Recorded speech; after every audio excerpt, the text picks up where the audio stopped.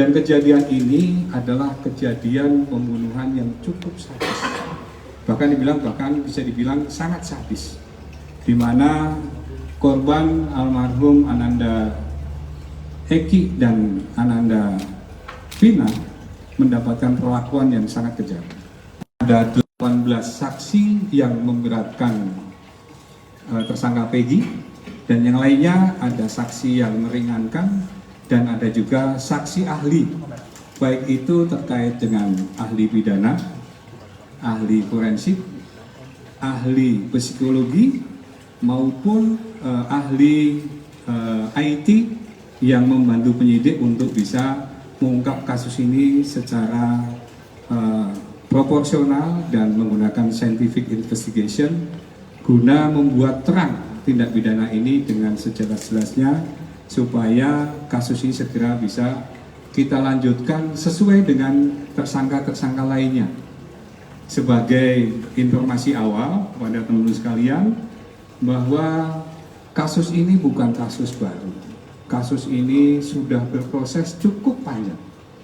Baik itu tingkat awal, yaitu di tahun 2016, kasus ditangani oleh Polres.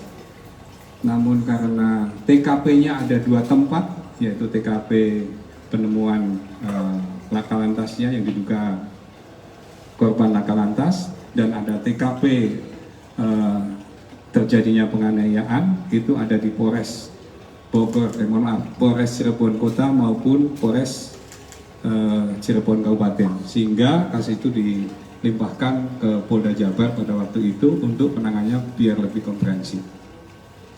Dan dari kasus ini telah diperiksa oleh kejaksaan. Jadi sekali lagi, bukan kasus ini ujuk-ujuk kepolisian menyidik kasus ini, bukan, tetapi sudah diproses melalui tata cara sesuai dengan hukum yang berlaku di Republik Indonesia, yaitu berkas sudah dilimpahkan ke kejaksaan, kemudian berkas juga sudah diteliti oleh tim dari kejaksaan dengan seksama, sehingga berkas dinyatakan lengkap dan dilimpahkan ke pengadilan untuk dilaksanakan persidangan. Persidangan awal di Pengadilan Negeri Cirebon dinyatakan para tersangka bersalah. Semua keterangan disampaikan di pengadilan dan diuji di pengadilan, sehingga hakim berkeyakinan para tersangka adalah pelaku dari kejadian tersebut. Dan kejadian ini adalah kejadian pembunuhan yang cukup sadis. Bahkan bisa dibilang sangat sadis. Di mana korban almarhum Ananda Eki dan Ananda Vina mendapatkan perlakuan yang sangat kejam.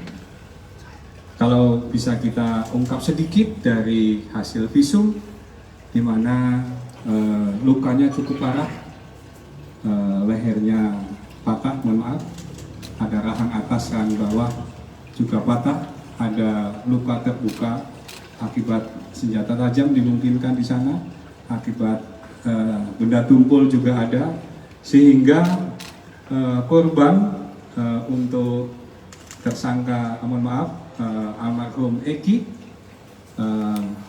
sudah ditemukan di TKP dalam keadaan meninggal dunia, dan pada waktu itu untuk korban Ananda Vina masih dalam keadaan hidup, sehingga segera dilarikan ke rumah sakit. Setelah berproses, ternyata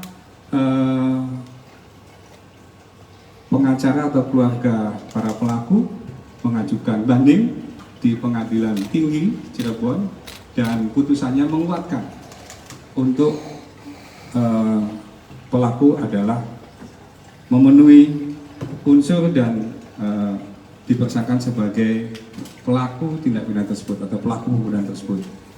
Dan tidak hanya di situ, kebetulan para pelaku ataupun para pengacara dan keluarganya juga mengajukan banding kembali di tingkat kasasi, dan putusannya menguatkan putusan Pengadilan Negeri bahwa pelaku memang layak sebagai tersangka ataupun sebagai pelaku pembunuhan tersebut. Download Tribun X sekarang, menghadirkan lokal menjadi Indonesia.